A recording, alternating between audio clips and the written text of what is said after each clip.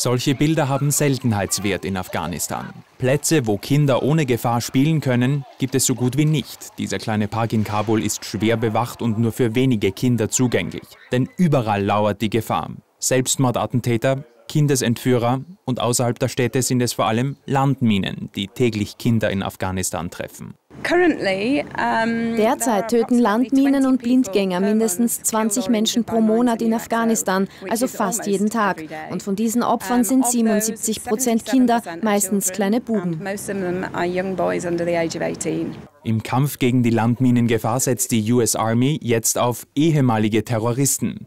Dieser Mann etwa war früher Taliban-Aktivist, jetzt arbeitet er mit knapp 200 anderen Ex-Kämpfern für das amerikanische Militär und sucht und entschärft Landminen. Trotzdem ist die Gefahr für Millionen Menschen in Afghanistan noch immer groß, nicht nur weil sie getötet werden könnten. Auch wenn sie Minen oder Anschläge überleben, gibt es nur wenige Krankenhäuser, die sie behandeln. Und in den wenigen Spitälern warten die nächsten Probleme.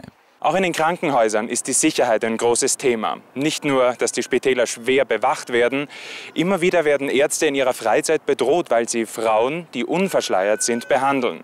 Es gibt aber auch Männer, die Ärzte entführen, damit die ihre Familien behandeln, weil sie sich sonst anders nicht leisten könnten. In diesem Spital von Cure International gibt es zumindest schon ein Drittel weibliche Ärzte, die andere Frauen zumindest unverschleiert behandeln können.